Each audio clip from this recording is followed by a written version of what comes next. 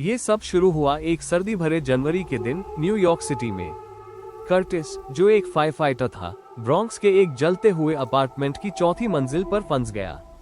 उसने अपनी टीम के साथ बहादुरी से लड़ाई की, लेकिन जब भागकर निकलना नामुमकिन हो गया तो वो गिर गया। कर्टिस जिंदा नहीं रहा, न ही उसके दो साथी फायर फाइटर बचे। उसकी पत्नी जैनेट और उनकी बेटियां एंजेला और डीनिन अकेली रह गई, एक ऐसे नुकसान के साथ जिससे उनकी जिंदगी हमेशा के लिए बदल गई। कुछ घर सिर्फ घर नहीं होते, कुछ घर ऐसे राज छुपाए रखते हैं जो आप कभी सोच भी नहीं सकते। ये कहानी है एक माँ और दो बेटियों की, और उस घर की जो उन्हें कभी भूलने न देने वाला डर दिखाता है। जैनेट और उसकी बेटियां एंजेला और डीनिन एक नए घर में शिफ्ट होती है। ये घर शहर से दूर लॉन्ग आइलैंड में था। जैनेट ने ये घर खरीदा क्योंकि उसे लगा कि एक नया घर उन्हें दुख और मीडिया के प्रेशर से दूर ले जाएगा। उसने देखा कि पेड़ की लाइन से एक क्लोक्ड फिगर निकलकर उनके ड्राइववे पर आया और घर को घूरा। फिर वो फिगर वापस जंगल में चली गई। सुबह बेटियां अपनी माँ को बताती हैं कि उन्हें टैपिंग और स्ट्रेंज साउंड सुनाई दिए। जैनेट उन्हें समझाती है कि यह नए घर की नॉर्मल साउंड्स हो सकती हैं। कुछ दिनों बाद एंजेला किचन में अकेली थी। तभी कबर्ड्स और ड्रॉयर्स अचानक एक्सप्लोड हुए और सब किचन में गिर गए। एंजेला चिल्लाई और अपने कमरे में छुप गई। बेसमेंट की रेनोवेशन के दौरान कुछ और भी खौफनाक चीज सामने आए। दीवारों के अंदर छुपा हुआ था 1927 का एक जर्नल, जो एक जवान लड़की क्रिस्टीना का था। इसमें रिचुअलिस्टिक कुर्बानियों का जिक्र था और डायग्राम्स दिखाते थे कि सेरेमनीज इसी घर के बेसमेंट में कैसे की जाती थी। साथ ही एंजेला और डनीन जंगल में एक्सप्लोर कर रही थी और उन्होंने पेड़ों, पत्थरों और जमीन पर पेंटाग्राम्स कार्व किए हुए देखे। एक अंधेरा सा वजूद प्रॉपर्टी के गिर्द घूम रहा था और लड़कियों को पता था कि यह सिर्फ शुरुआत है।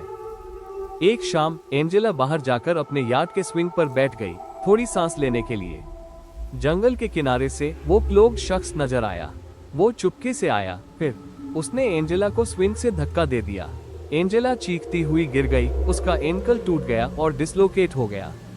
सिक्योरिटी फुटेज ने ये सब कैप्चर कर लिया। एक साया जो दरख्तों से उभरा, उसे धक्का दिया, फिर गायब हो गया जैसे कभी वहां था ही नहीं। उसके बाद भी दहशत खत्म नहीं हुई।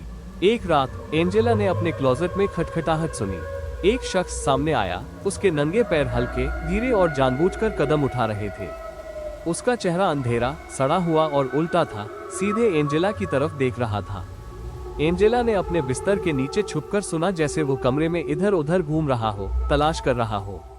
उसकी बू महसूस हुई, एक सड़ी हुई, घुटन भरी बदबू हवा में फैल गई थी। आखिरकार जैनेट ने एक पैरानॉर्मल इन्वेस्टिगेटर से राब्ता किया, जिसने उसे बताया कि यहाँ कुछ सैटेनिक रिचुअल्स परफॉर्म किए गए थे। मुकम्मल सफाई के बाद जैनेट के मुताबिक अब परेशानियां रुक गई है। फैमिली वही रही, मगर उस डार्क फिगर मखलूक की यादें कभी नहीं गई। कुछ कहते हैं कि गम कभी कभी खौफनाक शक्लों में सामने आ सकता है। दूसरे मानते हैं कि हमारी दुनिया के बाहर भी कुछ कुव्वतें हैं जो सही लम्हे का इंतजार कर रही होती हैं अपने आप को दिखाने के लिए। जो भी सच हो, जंगल के किनारे वाला घर अब भी अपने राज छुपाए हुए है। तो आप क्या सोचते हैं? क्या ये फैमिली किसी सुपरनेचुरल मखलूक से हॉन्टेड थी, या ये सब एक्सपीरियंस किसी डर या फिर स्ट्रेस का नतीजा थे? अपने थ्योरीज कमेंट्स में जरूर शेयर करें और लाइक करना, सब्सक्राइब करना और बेल आइकन दबाना न भूलें अगर आप और ट्रू हॉरर स्टोरीज हर वीक सुनना चाहते हैं।